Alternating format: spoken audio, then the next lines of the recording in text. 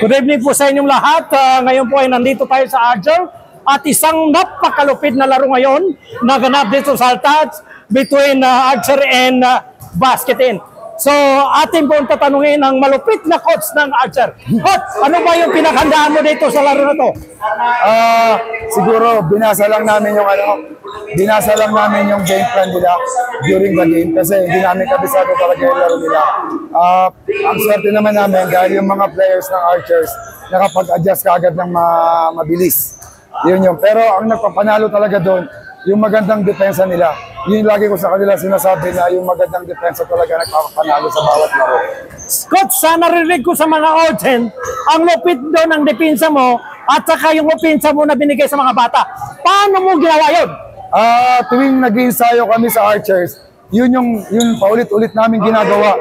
Kasi ang hirap i-perfect noon. Ngayon, almost 80% na namin nagagawa yung depensa sa ka-opensa namin.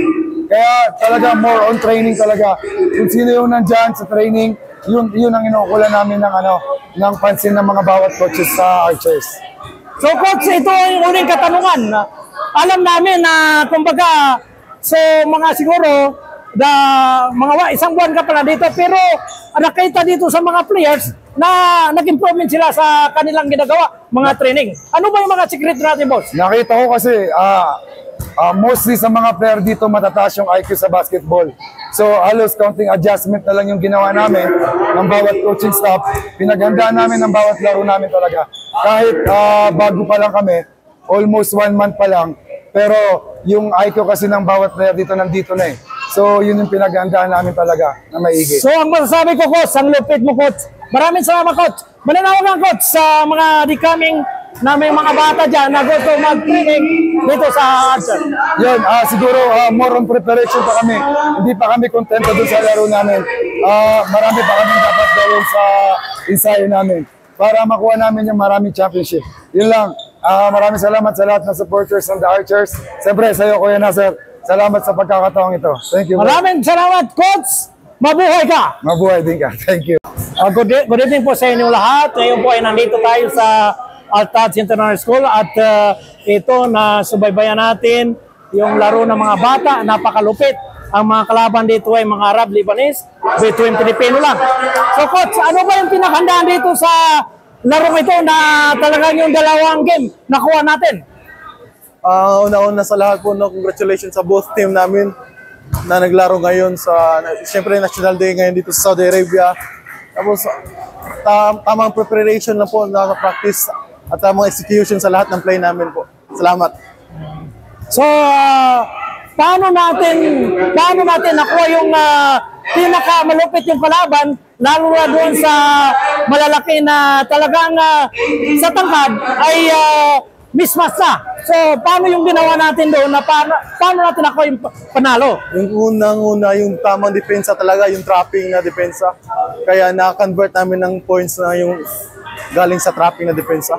So, congratulations, coach. Maraming salamat. Thank you. Mabuhay kayo, coach.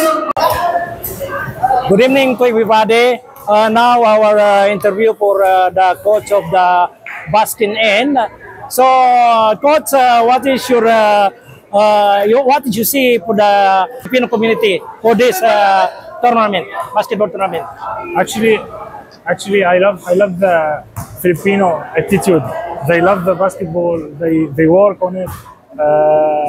They are always play like corporation.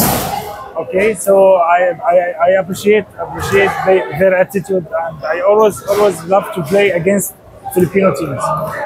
The second coach, I will see for the first quarter and second quarter, your players to be very hard to play and to give their score for the basket. Yeah, actually, our first game, our team is already under 16 team, but we have most of the players they born on 2011. Okay, so we don't have 2009 and 2010, and they have less experience than the other team. That's why maybe the game it comes like. Thank you, coach. Congratulations. Thanks. Thank you.